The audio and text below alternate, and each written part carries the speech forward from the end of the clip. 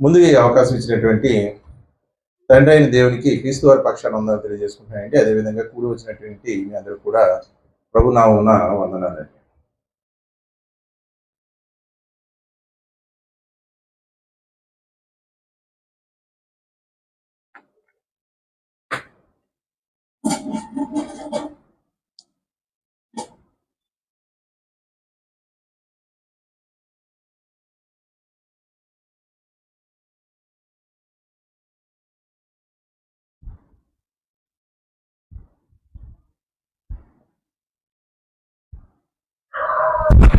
ప్రభునందు ప్రియులారా, ఈరోజు మన ధ్యానాంశం ఏంటంటే ఆత్మను ఆర్పకుడి.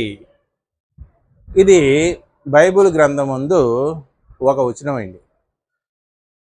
సాధారణంగా మనకి ఇటువంటి వచనాలు గుర్తుండవు, ఎక్కడో విన్నట్టు ఉంటాయి. మనకి గుర్తుండేటువంటి వచనాలు ఏంటంటే, నీ దేవుడైనటువంటి యెహోవా నిన్ను ఎక్కలేనంత కొండ ఎక్కించును. అదే పుట్టినరోజు అనుకోండి, సంవత్సరమున దయాకిరీటం నువ్వు నాకు ధరింప చేస్తుంది. వివాహం అయితే వివాహము అన్ని విషయముల్లో ఘనమైనది. అదే ఇల్లు కట్టుకుంటున్నాం అనుకోండి, యెహోవా ఇల్లు కట్టించిన కట్టువాని ప్రయాసము వ్యర్థము. ఏదైనా పని మీద బయటకు వెళ్తున్నావు అనుకోండి, నీ రాకపోకలు ఏందో చూడండి, చక్కగా చెప్తాను. నీకు నీ యెహోవా నీకు తోడుండడు. ఉండడా? ఉంటాడా? తోడు ఉండును. ఇశ్రాయేలును కాపాడువాడు కునకుడు నిద్రపోడు. నీతిమంతుడిని, తాగుబోతుడు చనిపోయినా సరే నీతిమంతుడిని జ్ఞాపకం చేసుకుంటా ఆశీర్వాదకరము. ఇటువంటి వచనాలన్నీ కూడా మనకి నోటులో ఉంటాయండి. ఎందుకంటే అవంటే మనకి చాలా ఇష్టం. మనకి ఏంటంటే ఎప్పుడు ఆశీర్వాదాలన్నా దీవెనలన్నా ఎప్పుడు విషయం ఎలాగ ఉండాలంటే పాజిటివ్గా ఉండాలి, సకారాత్మక దృష్టితో ఉండాలి. నెగిటివ్గా ఉందంటే నెగిటివ్ వైబ్రేషన్స్ మనకి అసలుకే పని చెయ్యవు, మనకి సూటు కావు. ఎందుకు మరి అలా అవుతుందంటే మనకి మొదటి నుంచి కూడా అలాగే నేర్పేశారండి. వాక్యంతో ఖండించవలసినది వాక్యంతో ఏం చేస్తున్నారు? మొదటి నుండి బుజ్జగిస్తూ వచ్చారు. మరి ఇలాంటి వచనాల దగ్గరికి వచ్చేటప్పటికి ఇది ఎక్కడుందో చెప్పగలరా? తీయండి ఒకసారి, చెప్పండి, రెఫరెన్స్ చెప్పండి. ఎన్నో పత్రిక అమ్మా? మొదటి పత్రిక 5:19. ఆత్మను ఆర్పకుడి. చిన్న వచనం అండి. ఆత్మను ఆర్పకుడి. ఎవరితో చెబుతున్నారు ఈ మాట? పౌలు చెబుతున్నారు. ఏ సంఘంతో? తెస్సలోనిక సంఘంతో చెబుతున్నాడు. పౌలు చెబుతున్నటువంటి మాటలో ఆత్మను ఆర్పకుడి అంటే వాళ్ళు ఏం చేస్తున్నారు చెప్పాలండి? ఆత్మలను ఆర్పేసుకుంటున్నారని మనం అనుకుంటాం కదండి. ఇప్పుడు బాగా చదివి చక్కగా మార్క్స్ వచ్చిన కుర్రాడు ఉన్నాడు, వాడు మన దగ్గరకు వచ్చాడు, వెరీ గుడ్, బాగా చదువు అంటాం. అంటే బాగా చదువు అని అంటుంటే అది బాగా చదవడం లేదనా? ఇక మీద బాగా చదువు, దీన్ని కొనసాగించు, కీప్ ఇట్ అప్ అంటాం ఇంగ్లీష్లో. కీప్ ఇట్ అప్, దీన్ని కొనసాగించు అంటాం. అంటే చూడండి, ఆత్మను ఆర్పకుడి అని తెస్సలోనిక సంఘంతో పౌలు చెబుతున్నాడంటే అక్కడ వారికి ఉన్నటువంటి ఆత్మను ఆర్పేసుకుంటున్నారని కాదు. మీరు ఆత్మయందు రగులుతున్నారు, ఆ ఆత్మయందు మీరు వర్ధిల్లండి, ఆత్మను ఆర్పకుడి అని చెబుతున్నాడు. మరి ఏ ఆత్మ గురించి చెబుతున్నాడు? ఎన్ని ఆత్మలు ఉన్నాయి? రెండా? దేవుడు ఆత్మ కనుక ఆయన ఆరాధించేవారు ఆత్మతోనూ సత్యముతోనూ ఆరాధించాలి. మనలో ఆత్మ ఉందా? మనలోనే ఆత్మ ఉంది. దురాత్మ ఉందా? ఉంది. దురాత్మ ఉంది. పరిశుద్ధాత్మ ఉందా? ఉంది. మరి ఏ ఆత్మను ఆర్పొద్దు అంటున్నాడు? మనలో ఆత్మ మనల్ని ఆర్పేసుకోగలమా? అసలుకి ఆత్మను ఆర్పడం ఏంటండి?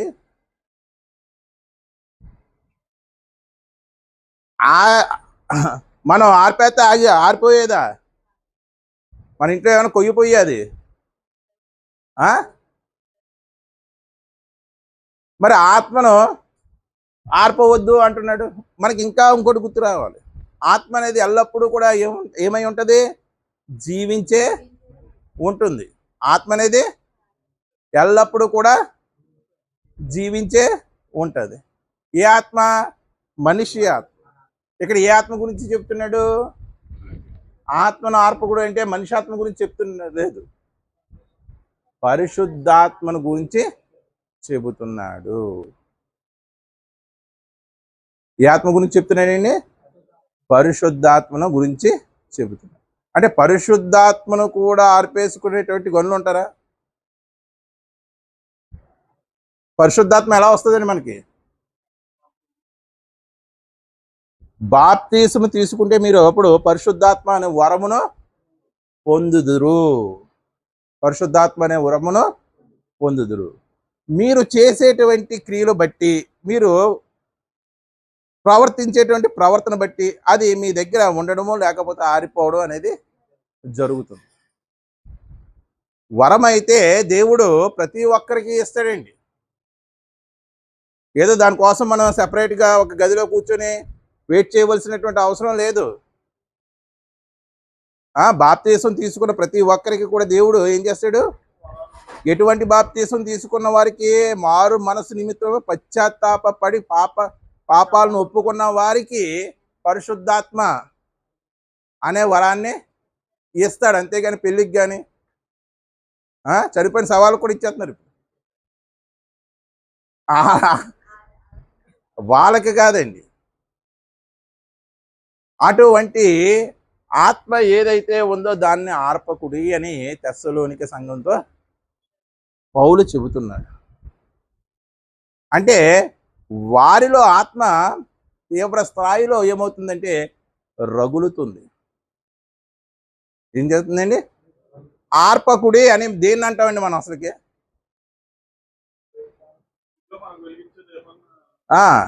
అంటే ఒక అగ్నిని మనం ఏమంటాం? ఆత్మ కూడా అగ్ని వంటి వాడే కదా. చూడండి, అపోస్తుల కార్యములు 2వ అధ్యాయం 3వ వచనం అనుకుంటా, ఒకసారి చూడండి. అపోస్తుల కార్యములు 2వ అధ్యాయము. అగ్ని జ్వాలల వంటి నాలుకలు విభాగింపబడినట్టుగా వారికి కనపడి వారిలో ఒక్కొక్కరి మీద వాలగా అందరూ పరిశుద్ధాత్మతో నిండిన వారై. అంటే పరిశుద్ధాత్మ దేనికి సాదృశ్యంగా ఉందంటే అగ్నికి సాదృశ్యంగా ఉంది. పరిశుద్ధాత్ముడు మనలో ఏమి అవ్వాలంటే మండాలి, ప్రజ్వలించాలి, వెలగాలి, అంతేగాని ఆరిపోకూడదు. మరి ఎలాగా ఉంటే మనం పరిశుద్ధాత్ముడు మనలో వెలుగుతాడు, ప్రజ్వలిస్తాడు? అగ్ని రగిలించు నాలో అగ్ని రగిలించు అనే పాట పాడితే, అగ్ని మండించు అగ్ని మండించు అనే పాట పాడితే ప్రజ్వలిస్తాడా? మరి ఆయన ఎలా ప్రజ్వలిస్తాడు? ఎలా ఆరిపోకుండా ఉంటాడు? ఆరిపోవడం అంటే ఏమి లేదండి, మనలోంచి బయటికి వెళ్ళిపోవడం అంతే కదండి. సౌలు మీద ఆత్మ ఉన్నంత వరకు కూడా సౌలు గనుడిగా ఎంచబడ్డాడు.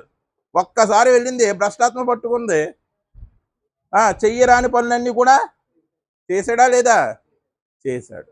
అంటే ఇక్కడ పౌలు తెస్సలోనిక సంఘంలో మాత్రం ఏమంటున్నాడంటే, మీరు ఆత్మ విషయంలో చక్కగా వెలిగింపబడ్డారు, ఆత్మ మీలో, పరిశుద్ధాత్మ మీలో ప్రజ్వలిస్తుంది, దాన్ని మాత్రం ఎటు పరిస్థితుల్లో కూడా మీరు ఆర్పండి. 10th క్లాస్లో చక్కని మార్క్స్ వచ్చారా నీకు, దీన్ని ఇంటర్ డిగ్రీ వరకు కూడా కొనసాగించు, ఎక్కడా కూడా బ్రేక్ అవ్వద్దు, కూల్ అయిపోద్దు ఎక్కడా కూడా. అటువంటి మోటోయే, అటువంటి ప్రేరణే అపోజిట్ పౌలు తెస్సలోనిక సంఘానికి ఇస్తున్నాడు. మరి ఈ సంఘానికి మాత్రమే ఎందుకు ఇస్తున్నాడు ఇంత ప్రత్యేకంగా అంటే, దాన్ని మనం అర్థం చేసుకోవడానికి ప్రభునందు ప్రియులరా, తెస్సలోనిక పత్రిక 1వ అధ్యాయం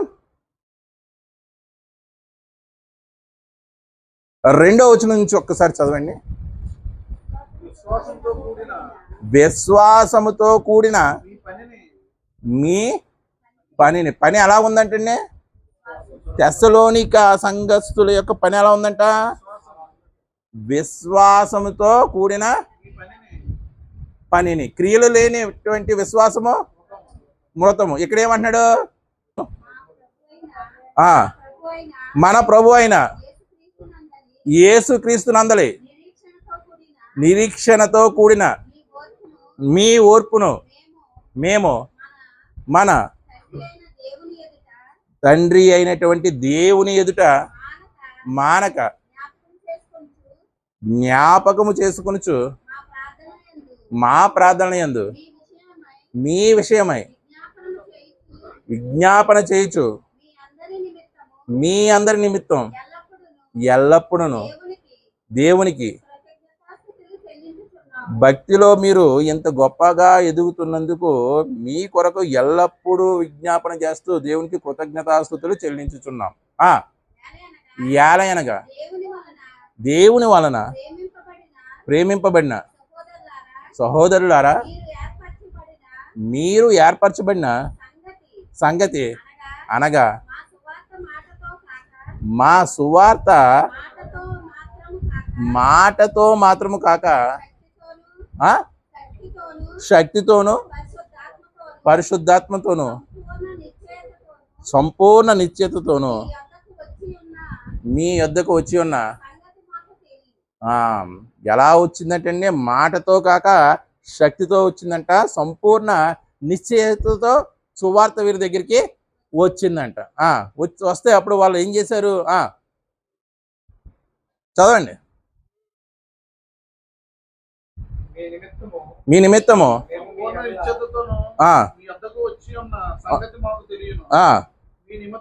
మీ నిమిత్తము మేము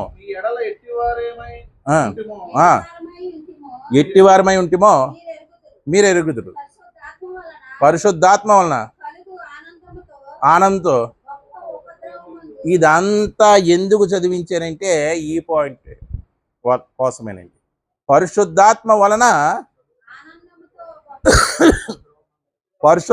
వలన కలుగు ఆనందముతో గొప్ప గొప్ప ఉపద్రవం అంటండి.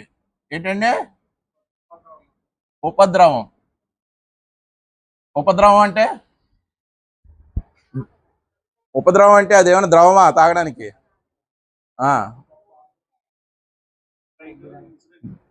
ఉపద్రవము అంటే గొప్ప ఉపద్రవం అంటే గొప్ప ఆపద, గొప్ప కష్టం.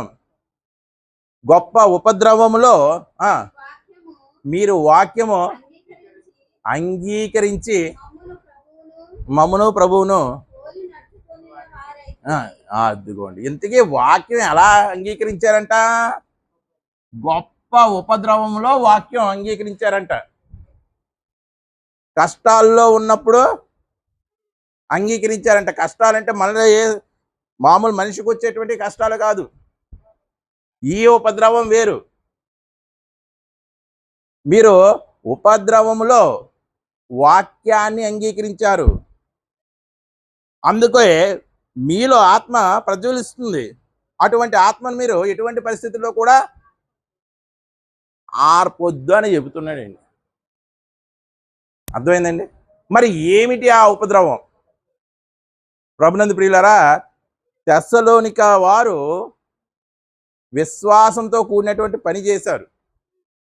అంతేకాకుండా గొప్ప ఉపద్రవంలో ఏం చేశారు? వాక్యాన్ని అంగీకరించారు, ఆనందంతో అంగీకరించారు. అండ్ మనం వాక్యాన్ని ఎలా అంగీకరిస్తామండి?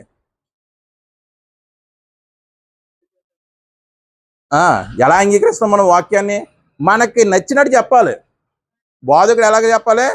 మనకు కొన్ని ఆలోచనలు ఉంటాయి, ఆ ఆలోచనకు తగ్గట్టు వాక్యం చెప్తేనే మనం అంగీకరిస్తాం. సేమ్ యేసుప్రభు వారి కాలంలో కూడా అదే జరిగింది, అంతేనండి. యూదులకి, ధర్మశాస్త్ర ఉపదేశకులకి, శాస్త్రులకి, పరిసయ్యులకి ఆయన వాక్యం ఎందుకు నచ్చలేదు? వారికి తగ్గట్టుగా ఈయన బోధించలేదు. మనం వాక్యం వినేటువంటి పద్ధతి, మనం వాక్యం ఆలోచించేటువంటి పద్ధతి ఈ విధంగా ఉంటుంది. అంటే మనలో కొన్ని అభిప్రాయాలు ఉంటాయి, ఆ అభిప్రాయాలకు తగ్గట్టు వాక్యం చెప్తే ఆహా అంత గొప్పగా చెప్పాడు అనుకుంటాం. అభిప్రాయానికి తగ్గట్టు వాక్యం చెప్పకపోతే చెప్పింది ఎంత సత్యమైనా సరే ఏం చేస్తామండి? తృణీకరిస్తాము. ఏమండి, మన అభిప్రాయాలతో దేవుని వాక్యం సూట్ అవ్వాలా? దేవుని యొక్క మనస్సుతో, దేవుని యొక్క ఉద్దేశాలతో మన అభిప్రాయం సూట్ అవ్వాలా? చెప్పాలండి. ఎవరు గొప్ప? మనం గొప్ప, దేవుడు గొప్ప? అంటే మీరు ప్రవర్తించే విధానం ఎలా ఉంది మరి వాక్యం విషయంలో? మిమ్మల్ని మీరే హైలైట్ చేసుకుని నేనే గొప్ప,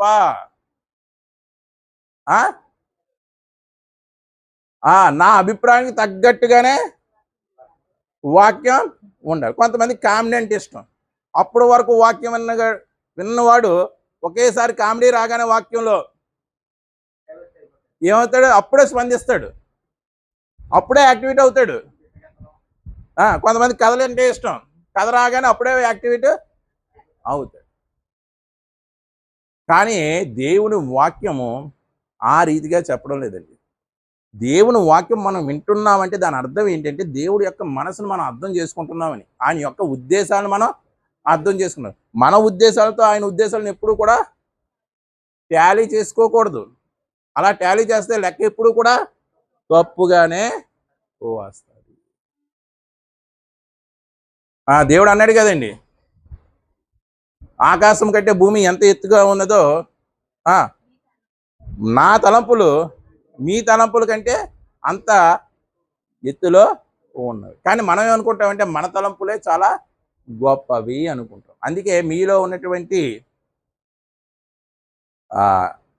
నిరీక్షణ బట్టి హేతు అడుగు ప్రతివానికి ఏం చెప్పాలి? సాత్వికముతో సమాధానము చెప్పాలి. అలా సాత్వికంతో సమాధానం చెప్పాలంటే ముందు మనం నేర్చుకోవాలి.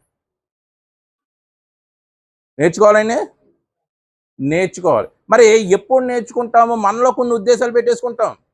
ఆ ఉద్దేశాలు ఎప్పుడైతే పెట్టుకున్నామో అప్పుడు మీరు ఎంత వాక్యం చెప్పండి అర్థం కాదు, అసలు ఎక్కదో. కానీ నువ్వు నీ ఉద్దేశాలు, నీ సొంత అభిప్రాయాలు, నీ సొంత తెలివితేటలు ఏవైతే ఉన్నాయో అవి మనసులోంచి తీసేసుకొని ప్లేన్ హార్ట్తో చెబుతుందో నిజమా కాదా అని పరిశీలించగలిగేటువంటి శక్తితో వాక్యాన్ని మీరు వినాలండి. అర్థమైందండి? వాక్యాన్ని వినాలి.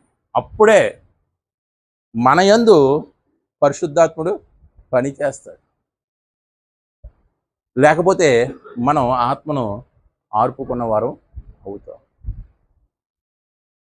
మనము గొప్ప ఉపద్రవంలో వాక్యాన్ని అంగీకరిస్తాం. ఏంటి మనకు ఉన్నటువంటి ఉపద్రవం? ఈ వేసవి కాలం. ఏమిటి మనకు ఉన్నటువంటి గొప్ప ఉపద్రవం? భోజనానికి టైం అయిపోవడం.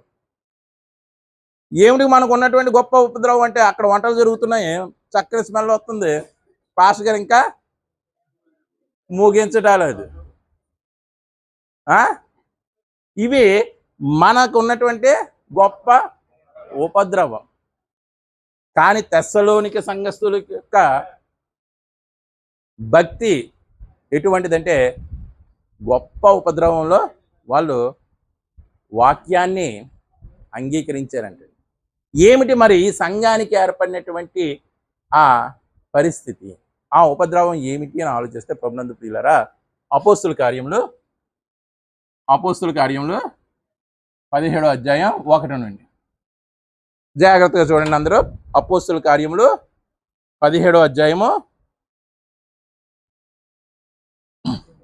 1 నుంచి అండి, అందరూ తీయండి.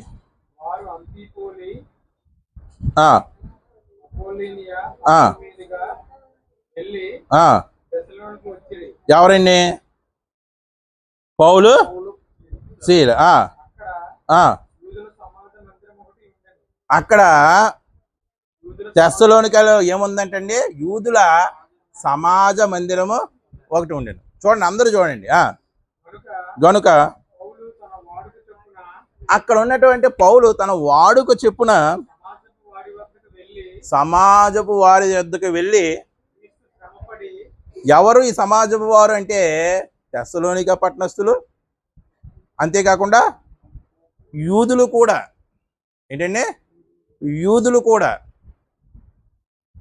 ఆ సమాజ మందిరం వారి దగ్గరికి వెళ్ళి, క్రీస్తు శ్రమపడి మృతులలో నుండి లేచుట ఆవశ్యకమనియు నేను మీకు ప్రచురం చేయు. చూడండి, 2 విషయాలు చెబుతున్నాడు. ఏమిటి? యేసుక్రీస్తు శ్రమపడి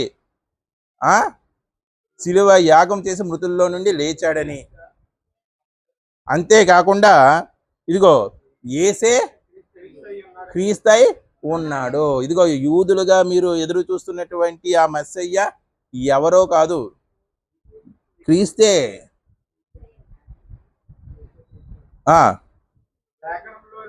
లేఖనంలో నుండి దుష్టాంతములు ఎత్తి చెప్పుచు వారితో 3 విశ్రాంతి దినములు తర్కించుచు ఉండెను. ఏ విషయంలో? యేసుక్రీస్తు వారు శిలువ యాగము చేసి చనిపోయి మృతుల్లో నుండి లేచాడని, యేసే క్రీస్తు అని ఆ సమాజ మందిరం వారితో 3 విశ్రాంతి దినములు తర్కిస్తున్నాడంట. సువార్త చెప్తున్నాడా?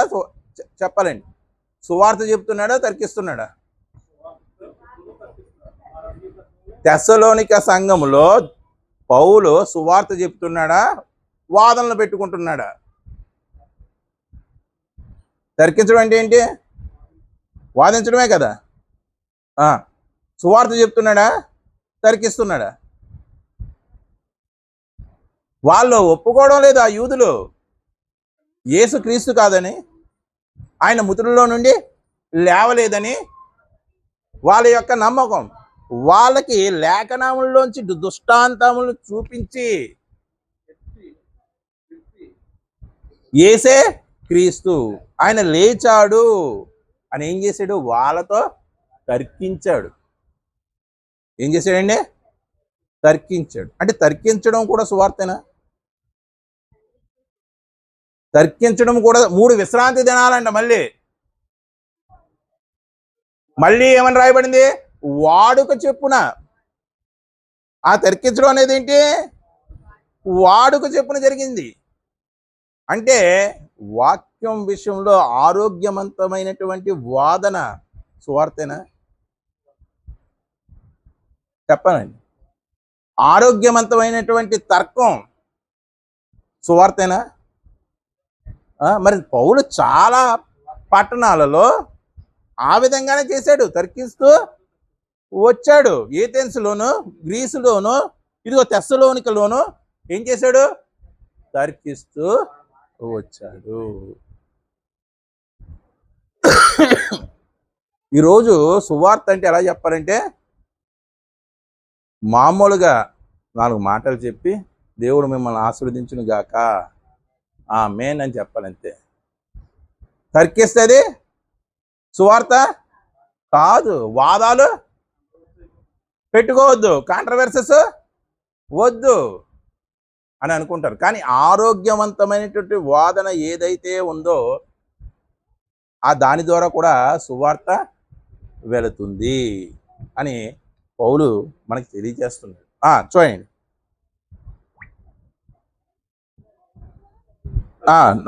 నాలుగో వచనం అండి. వారిలో కొందరును భక్తిపరులకు గ్రీసు దేశస్తుల్లో చాలా మంది ఘనత గల స్త్రీల్లో అనేకులను. చూడండి, ఎవరెవరు ఒప్పుకున్నారు? తర్కించాడు, వాదించాడు. వాదిస్తే ఒప్పుకున్నారు, వాదించకపోతే దేవుడు నిన్ను దీవించును గాక. ఆ విధంగా మెసేజ్ చెబితే వాళ్ళు ఒప్పుకుంటారండి? వాళ్ళకి క్రీస్తు విషయంలో ఎన్నో అనుమానాలు ఉన్నాయి. ఆ అనుమానాలని నివృత్తం చేశాడు, తర్కించి నివృత్తం చేశాడు. అందుకే ఎవరెవరు ఒప్పుకున్నారంట? చూడండి, వారిలో కొందరు భక్తిపరులకు గ్రీసు దేశస్తుల్లో చాలా మంది. అండ్ గ్రీసు దేశస్తులు ఒప్పుకోవడం అనేది అంత ఆషామాషి విషయం కాదండి. ఎందుకంటే వాళ్ళు జ్ఞానమందు బహు పాండిత్యం గలవారు. మనకి గొప్ప తత్వవేత్తలైనటువంటి సోక్రటీసు, అరిస్టాటిల్, ప్లేటో, రూసో ఇటువంటి వాళ్ళందరూ కూడా అందుకే పౌలు అంటాడు కదా, గ్రీసు దేశస్తులు ఏమడుగుతున్నారంట? జ్ఞానాన్ని వెతుకుతున్నారంట. అంటే గ్రీసు దేశస్తులు కొంతమంది భక్తిపరులు కూడా ఏం చేశారు? పౌలు యొక్క వాదనతో ఏకీభవించి వాక్యాన్ని అంగీకరించారు. స్త్రీలలో అనేకులు ఒప్పుకొని పౌలుతో శీలతోనే కలుసుకునేది. అంటే సంఘం ఫామ్ అయ్యింది. ఘనత గల స్త్రీలు అంటే సంఘం ఏమైంది? ఫామ్ అయింది. ఎలా ఫామ్ అయింది? సువార్త వలన. ఆ సువార్తలు ఏముంది? ఆరోగ్యవంతమైనటువంటి తర్కము. దేని విషయమైనటువంటి తర్కము? వాక్యం విషయమైనటువంటి తర్కము. మీ బోధ మీది, మా బోధ మాది అంటే అది ఎన్నటికీ కూడా కుదరదు. వీళ్ళకు ఒక బోధ ఉండేది. ఈ తెస్సలోనికీయులకి, గ్రీసు దేశస్తులకి, ఘనత గల స్త్రీలకి దేవుడు అంటే ఒక అభిప్రాయం ఉండేది. కానీ ఆ అభిప్రాయం బైబిల్తో ఏకీభవించడం లేదు. అప్పుడు ఏం చేశాడు? మీ అభిప్రాయము ఈ విధంగా తప్పని లేఖనముల్లోని దృష్టాంతాలను ఎత్తుకొని వాదించాడు, తర్కించాడు. ఎవరు? పౌలు. అప్పుడు ఒప్పుకొని తెస్సలోనిక సంఘము బిల్డప్ అయ్యింది. అర్థమైందండి? నెక్స్ట్, అయితే యూదులు మత్సరపడి యూదులు ఏం చేశారంట? ఇక్కడ కూడా వీళ్ళు వచ్చేసి సంఘాన్ని ఏర్పాటు చేసేసారు. ఇక్కడ కూడా వీళ్ళు వచ్చేసి ఏం చేశారు? సంఘాన్ని ఏర్పాటు చేశారని మత్సరపడ్డారు. దేని విషయమై మత్సరపడ్డారు? సువార్తను వెదజల్లడం విషయంలో, అనేకులను క్రీస్తు దగ్గరకు నడిపించేటువంటి విషయంలో వీరు సక్సెస్ అవుతున్నారు అని మత్సరపడ్డారు. ఎవరు? యూదులు. యేసుప్రభు వారు ఏ జాతికి చెందినవాడు?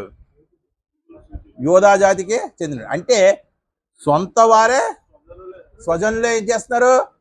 మత్సర పడుతున్నారు. మత్సరపడి పని పాటులు లేక తిరుగు కొందరు దుష్టులను వెంటబెట్టుకుని గుంపు కూర్చి తెస్సలోనిక పట్టణమెల్లా కూడా అల్లరి చేసేసారంటండి. దేని విషయమై? ఇదిగో పౌలు శీలలు ఇలా వచ్చి వాక్యం చెప్పి అనేక మందిని ఒప్పిస్తున్నారు అనే విషయం మీద ఏం చేశారు వీళ్ళు? మత్సరపడినటువంటి యూదులు పని పాట లేకుండా తిరిగేవాడిని కొంతమందిని వేసుకుని వెంట పెట్టుకొని గుంపు కూర్చి పట్టణమంతా కూడా దేనికి వ్యతిరేకంగా? సత్యానికి వ్యతిరేకంగా వీరు అల్లరి చేస్తున్నారు. ఎవరింటి మీద అండి? యాసోను ఇంటి మీద పడి వారిని జనుల సభ ఎదుటికి తీసుకుని వచ్చుటకు యాసోను అనే ఒక వ్యక్తి ఇంటి మీద పడిపోయారంట. పౌలు శీలలో వాక్యం ప్రకటిస్తే వారు మారితే ఈ యూదులు పని పాటు లేనటువంటి కొందరు యాసోను అనే వ్యక్తి ఇంటి మీద పడవలసినటువంటి అవసరం ఏముందండి? యాసోను అనే అతని ఇంటి మీద పడి ఏం చేశారంట? సమాజ మందిరికి, జనుల సభ ఎదుటికి, అంటే కోర్టులోకి తీసుకురావడానికి ప్రయత్నించారంట. ఎందుకు వీరు ఆ విధంగా ప్రయత్నించారు అంటే చూడండి, 6వ వచనంలో తెలుస్తుంది మనకి. అయితే వారు కనపడినందున యాసోనును కొందరు సహోదరులను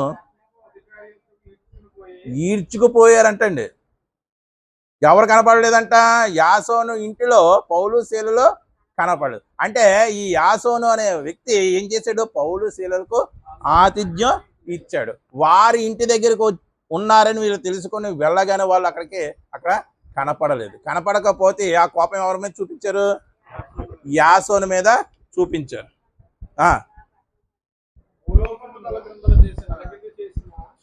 భూలోకమును తలకిందులు చేసిన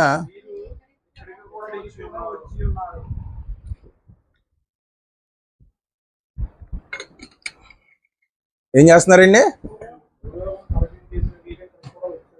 భూలోకమును తలకిందులు చేసినటువంటి వీరు అంటే క్రీస్తు బోధతో అపోస్తులు ఏం చేస్తున్నారు? భూలోకాన్నే మొత్తం క్రైస్తవ్యంగా మార్చేస్తున్నారు, తలకిందులు చేసేస్తున్నారు.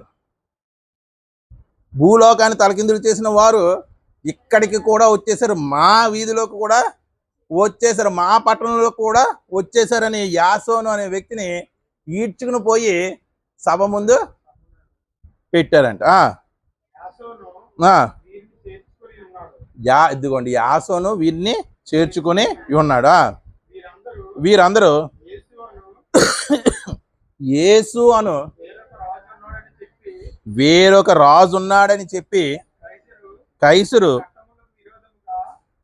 చట్టములకు విరోధముగా నడుచుకుని వారని కేకలు వేసిరి. అంటే వారి మీద, యాసోను ఇంటి వారి మీద, పౌలు శీలల మీద మోపినటువంటి అభియోగం ఏమిటంటే వీరందరూ కైసరు కాకుండా యేసు అనే వేరొక రాజు ఉన్నాడు అని బోధిస్తున్నారు. కైసరు చట్టములకు అంటే కైసరు గవర్నమెంట్కు వ్యతిరేకంగా వీళ్ళు ఏం చేస్తున్నారు? నడుచుకునుచున్నారు అని కేకలు వేసిరి. కానీ చదువుకున్నప్పుడు ఈ 7వ వచనం చదువుకున్నప్పుడు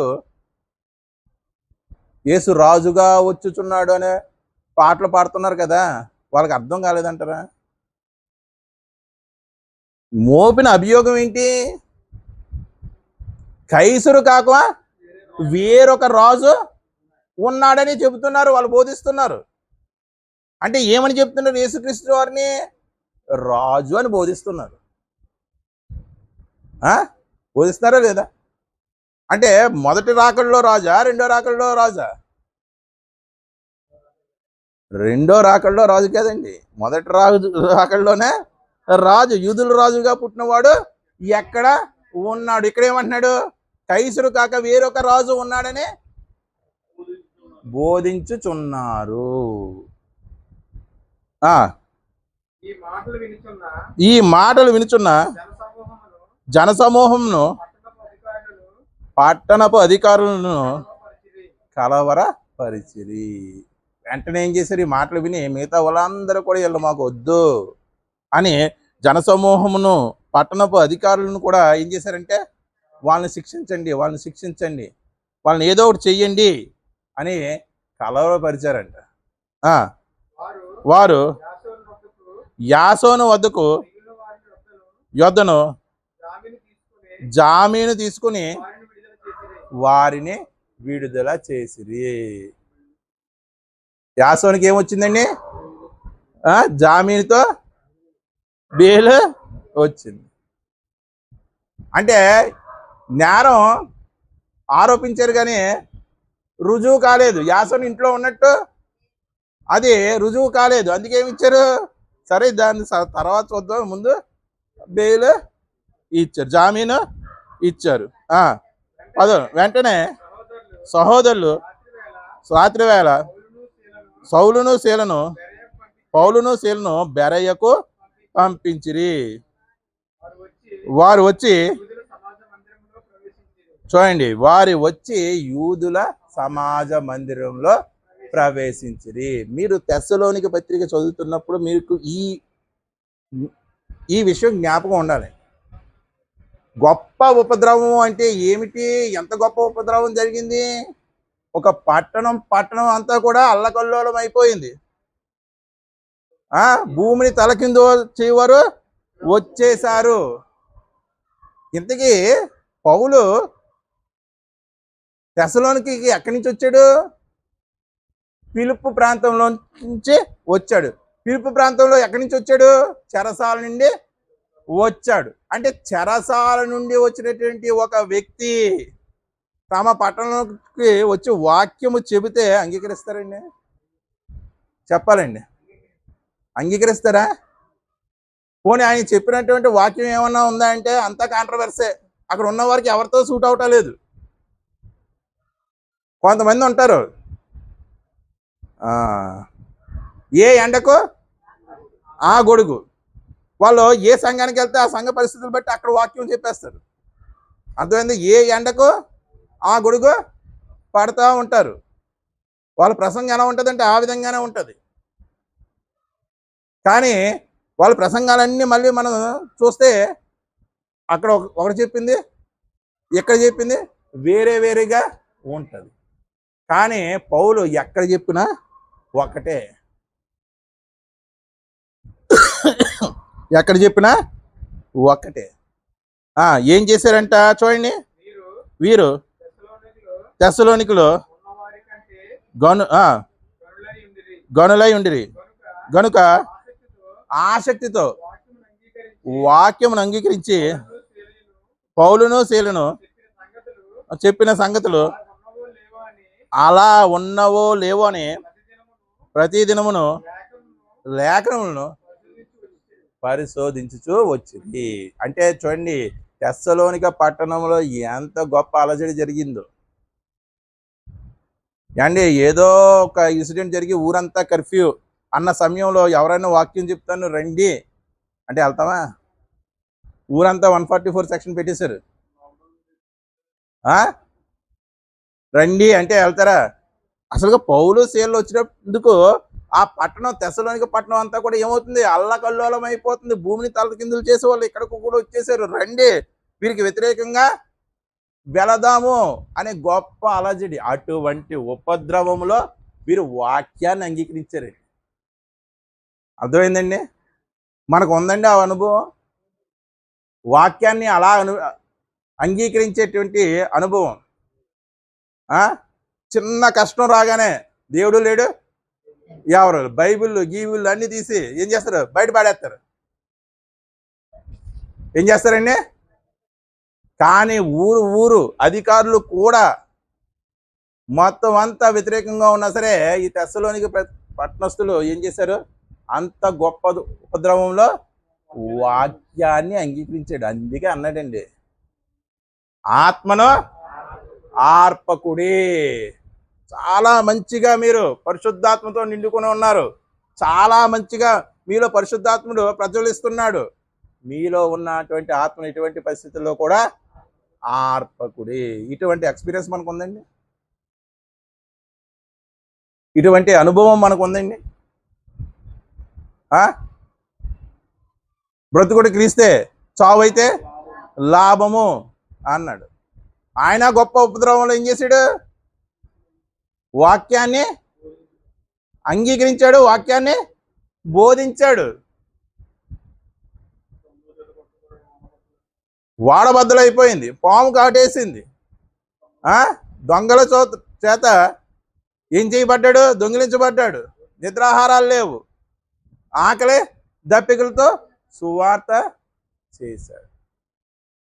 ఇవన్నీ ఎలా చేయగలిగాడు? పరిశుద్ధాత్ముని శక్తి బట్టి. అంతేనండి, పరిశుద్ధాత్ముని శక్తి బట్టి. వీళ్ళు తెస్సలోనిక వాళ్ళు వాక్యాన్ని ఎలా అంగీకరించగలిగారు? గొప్ప ఉపద్రవంలో కూడా పరిశుద్ధాత్ముని శక్తిని బట్టి. ఈ విధంగా పరిశుద్ధాత్మ శక్తి మనలో పనిచేస్తుంది. పరిశుద్ధాత్ముడు మీ మీదకి వచ్చినప్పుడు మీరు శక్తి నొందుదురు. శక్తి నుండి ఏం చేస్తారు? గట్టిగా వరుతారా? చెప్పాలండి. గట్టిగా గంతులేస్తారా? మరి ఏం చేస్తారు? ఇదిగో మీరు ఏ ఉపద్రవంలో ఉన్నా సరే వాక్యాన్ని అంగీకరిస్తారు. ఎటువంటి పరిస్థితుల్లోనైనా వాక్యాన్ని హత్తుకుని ఉంటారు. అది పరిశుద్ధాత్ముడు మన మీదకు వచ్చినప్పుడు శక్తిని పొందడం అంటే. వారి మీదకు వచ్చాడు, వాళ్ళు గొప్ప ఉపద్రవంలో కూడా వాక్యాన్ని ఏం చేశారు? అంగీకరించారు. మరి తెస్సలోనిక సమాజంలో, తెస్సలోనిక సంఘంలో పనిచేయడం లేదా? పరిశుద్ధాత్మలో చేసాడా లేదా? ఎలా చేశాడు? వాక్యాన్ని అంగీకరింప చేసేలాగా పని చేశాడు. ఈనాటి సంఘాల్లో ఎలా పనిచేస్తున్నాడు? ఎలా పనిచేస్తున్నాడు? ఎలా పనిచేస్తున్నాడంటే అల్లరికి కర్తగా చేశారా లేదా? అందుకే ఆత్మను ఆర్పకుడు. అటువంటి బోధలు వచ్చేస్తాయేమో, మళ్ళీ మీరు అటువైపు తిరిగిపోతారేమో. మీరు ఆత్మను ఆర్పకుడి అని చెప్పాడండి. ఇంకేం చెప్తున్నాడు చూడండి. అందుచేత ఇంతకీ ఎక్కడి నుంచి వచ్చారు వీళ్ళు? తెస్సలోనికకి ఫిలిప్పి ప్రాంతం నుంచి వచ్చారు. ఫిలిప్పి ప్రాంతంలో వాళ్ళు ఏమై ఉన్నారు? ఖైదీలు అయి ఉన్నారు. ఆ ఖైదీలు అయి ఉన్నటువంటి వారు ఫిలిప్పి ప్రాంతంలో నుంచి తెస్సలోనికి వచ్చారు. తెస్సలోనికి నుంచి వారు పంపించేస్తే ఎక్కడికి వచ్చారు? బెరయాకు వచ్చారు.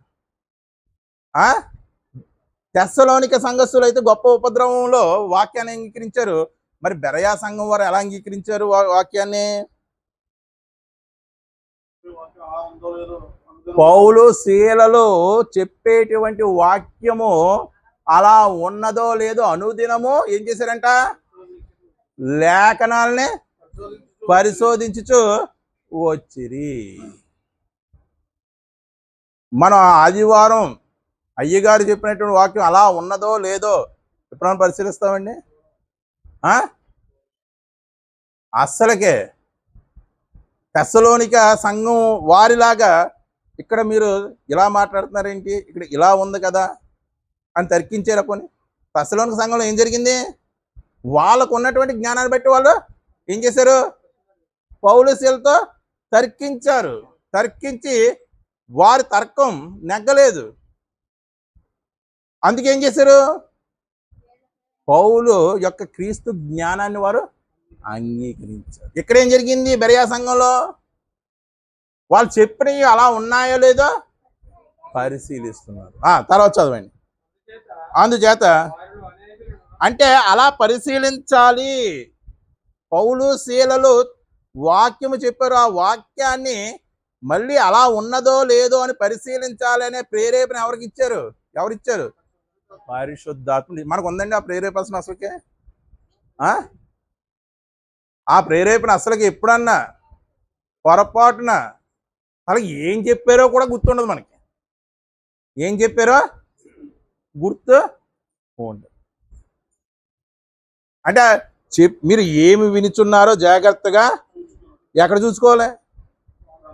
మీరు ఏమి వినిచున్నారో జాగ్రత్తగా వినండి అనలేదు. మీరు ఏమి వినిచున్నారో జాగ్రత్తగా చూసుకోకపోతే ఏమవుతుంది? నరకానికి పోతాం. ఎక్కడ చూసుకోవాలి? లేఖనముల యందు చూసుకోవాలి. బెరయా సంఘం వారు చేసింది అదే. దానికి ప్రేరేపించింది ఎవరు? పరిశుద్ధాత్మ దేవుడు. వీళ్ళ పరిశుద్ధాత్మని ఆర్పేసుకున్నారా? వీళ్ళల్లో కూడా ఏం చేస్తున్నాడు? ప్రజ్వలిస్తున్నాడు. వీళ్ళలో కూడా ప్రజ్వలిస్తున్నాడు. ప్రజ్వలించబట్టే వాళ్ళు పౌలు శీలు అంతటి గనులు చెప్పినా సరే వాక్యాన్ని ఏం చేశారు? వీరు విందురు మట్టుకు విందురు కానీ వీరి హృదయం నాకు ఎందుకుంది? వాక్యాన్ని పరిశీలించక. చదవండి. అందుచేత వారు అనేకులను ఘనతగల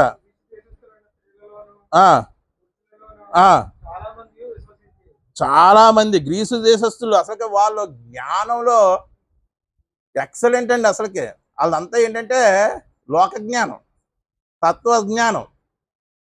వాళ్ళే ఏం చేశారంట? అంగీకరించారంట. ఎందుకో? పౌలు తర్కించబట్టి. ఎటువంటి తర్కన? ఆరోగ్యకరమైనటువంటి తర్కాన్ని బట్టి. ఘనత గల గ్రీసు దేశస్తులైన స్త్రీలలోను పురుషుల్లోను, అంటే గ్రీసు దేశస్తుల్లో పేరెన్నిక గల వారు అందరూ కూడా ఏం చేశారు? విశ్వసించారు. అయితే చూడండి ఇక్కడ ఎంత ఘోరమో. అయితే బెరయలో కూడా పౌలు దేవుని వాక్యము ప్రచురించుచున్నాడని తెస్సలోనికలో ఉండు యూదులు తెలుసుకొని అక్కడికి వచ్చి జన సమూహం రేపి, అంటే ఈ ఊర్లో సువార్త ప్రకటిస్తే ఇక్కడ ఆటంకపరిచారు. అక్కడితో వారి యొక్క ఆవేదన తీరలేదు. మళ్ళా మనం ఎక్కడికి వెళ్తుంటే అక్కడికి వచ్చి ఏం చేస్తున్నారు? అక్కడ ఆటంకం. తెస్సలోనికలో కూడా జరిగింది అదే. తెస్సలోనికి కూడా జరిగింది అదే. అక్కడ మత్సర పడ్డారు కదా యూదులు. వాళ్ళు ఏం చేశారు? వెంటనే వీళ్ళు ఎక్కడికి వెళ్ళారో మళ్ళీ గమనించేశారు. ఈ తెస్సలోనిక, బెరియా, ఈ ప్రాంతాలన్నిటినీ కూడా మాసిదోనియా అంటారండి. ఏథెన్స్ ఏంటంటే మాసిదోనియా అంటే మాసిదోనియా అంటే తెస్సలోనిక, బెరయా, ఏథెన్స్, వీటిని మాసిదోనియా ప్రాంతం అంటున్నారు. అర్థమైందండి? ఏం చేశారంట? బెరయాలో ఉన్నారని తెలుసుకొని అక్కడికి వెళ్ళిపోయి అక్కడ జనాలను అందరినీ కూడా రేపారంట. మళ్ళీ కలవర పరిచారంట. వెంటనే సహోదరులు పౌలును సముద్రము వరకు వెళ్ళమని పంపిరి. అయితే ఎన్ని అవసరం అండి? అయితే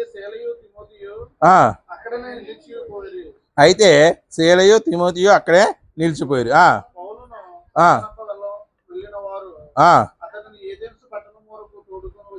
ఎక్కడికండి? ఏథెన్స్ పట్టణం వరకు తోడుకొని వచ్చి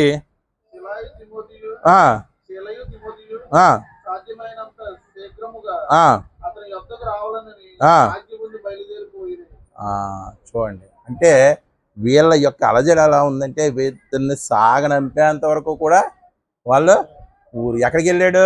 ఎక్కడి నుంచి వచ్చాడు? మొదట ఈ తెస్సలోనికకి ఫిలిప్పు నుంచి వచ్చాడు. ఎక్కడి నుంచి? ఫిలిప్పులో అంటే ఖైదీ అయి వచ్చాడు. ఎక్కడికి వచ్చాడు? తెస్సలోనికకి వచ్చాడు. అక్కడ నిలబడినవ్వలేదు. ఎక్కడికి వచ్చాడు? బెరయాకి వచ్చాడు. అక్కడ కూడా నిలబడలేదు. ఎక్కడికి వెళ్ళాడు ఇప్పుడు? ఏథెన్స్, అంటే మాసిదోనియా అనే ప్రాంతాన్ని విడిచిపెట్టేశాడు. మాసిదోనియా అనే ప్రాంతాన్ని విడిచిపెట్టాడు. తర్వాత చూడండి,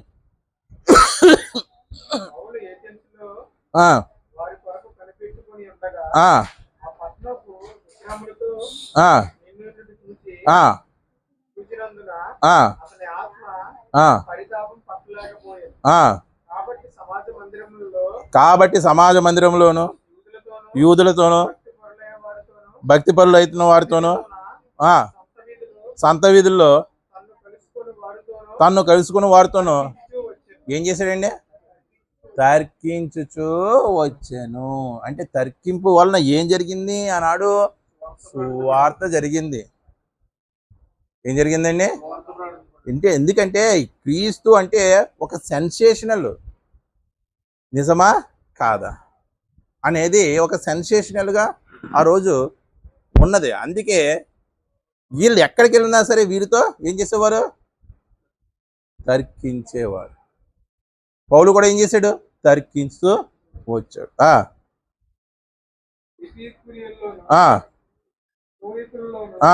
ఉన్న కొందరు జ్ఞానులు కూడా ఏం చేశారంటే వాదించారంట. కొందరు ఈ వదలబోతు చెప్పినది వీడు చెప్పేదేంటి మనకి? చాలా మంది అంటారు కదండి, నువ్వు చెప్పేదేంటి మాకు? సేమ్ అలాగనుకున్నా. అతడు యేసును గూర్చియు పునరుద్ధానమును గూర్చియు ప్రకటించిన కనుక మరి కొందరు అన్య దేవతలను అంటే యేసు ఎవరు, యేసు ఏ విధంగా పునరుద్ధరణుడు అయ్యాడో వాళ్ళకి అస్సలుగా తెలియదు. అందుకే ఏమనుకున్నారు, ఎవరో అన్య దేవతల్ని ఆ, ఆ, అంతటి వారు అతను వెంట పెట్టుకొని తీసుకుని పోయి నీవు చేయుచున్న ఏ బోధ అండి? నిజమే, అప్పటికి అది ఎటువంటి బోధ? ఇప్పటికీ నూతన బోధగా నోళ్ళు ఎలా పెట్టి చూస్తున్నారు. అప్పటికీ నూతన బోధే. దీంట్లో ఉన్న సత్యం చెప్తుంటే ఇప్పటికే నూతన బోధే. అలాగుందా లేదా?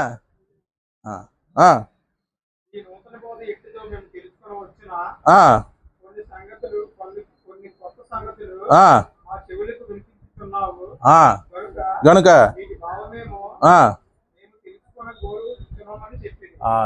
చాలా తెలియనటువంటి విషయాలు చెప్తున్నావు. ఎక్కడ జరుగుతుంది ఇది? ఏథెన్స్ పట్టణంలో. వీటి భావమేమో మేము తెలుసుకోవాలని అనుకుంటున్నాం.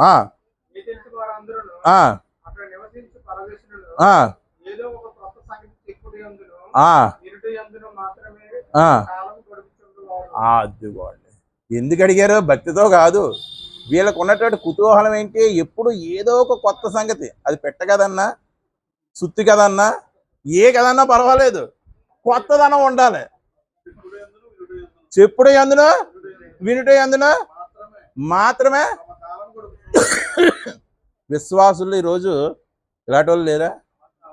బైబిల్లోది కాకుండా ఏదైనా కొత్త సంగతి ఏదో బయటికి తీసుకొచ్చి బైబిల్కి కలిపేస్తే అదేదో గొప్ప మహాబోధ అనుకుని ఆదివారం అలా గడిపేస్తున్నారా లేదా?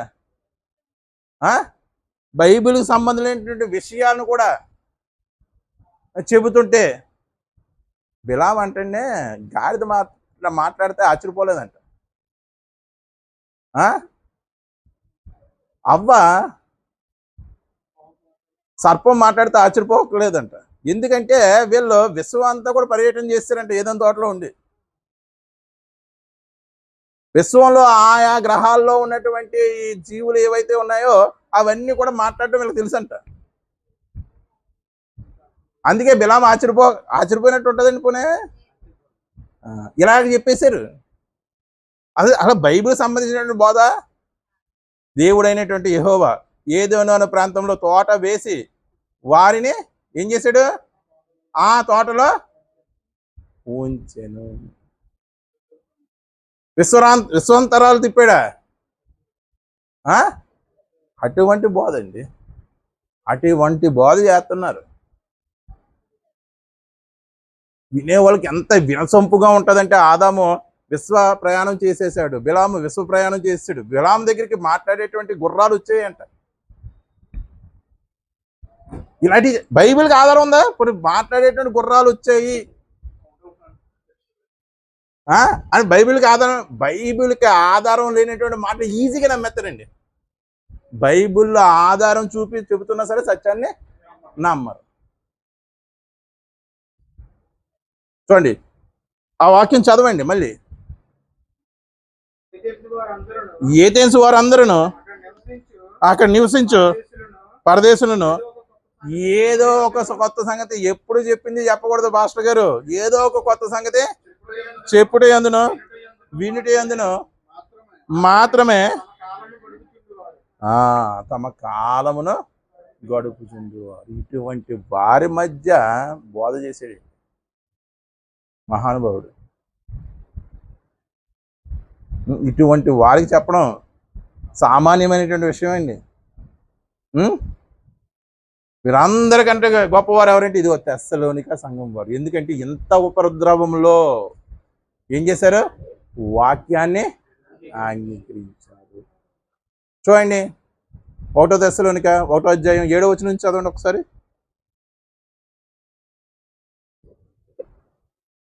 1 తెస్సలోనిక 1వ అధ్యాయం 7వ వచనం.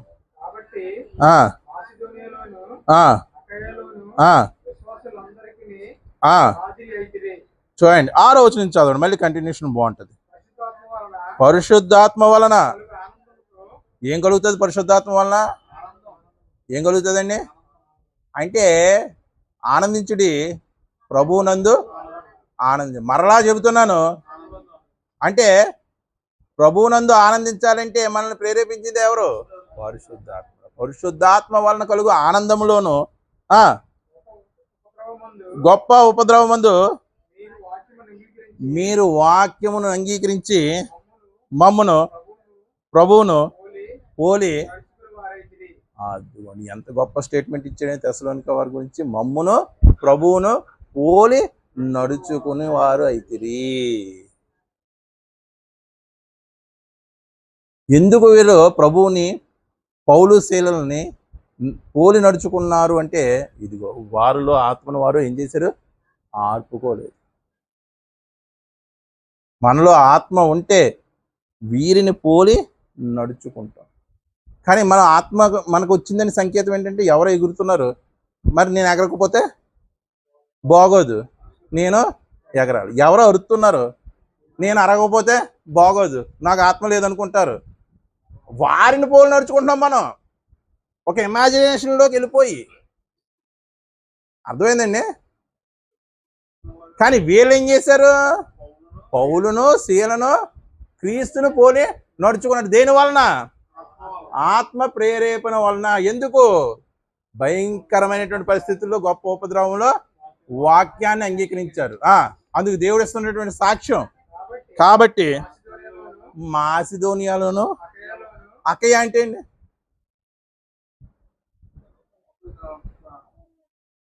అకయ అంటే కొరింది, ఇంకోటి ఏథెన్సా, ఈ రెండింటి ప్రాంతాన్ని కలిపి అకయ అంటారు. అర్థమైందండి? మాసిదోనియా అంటే ఏం చెప్పాను?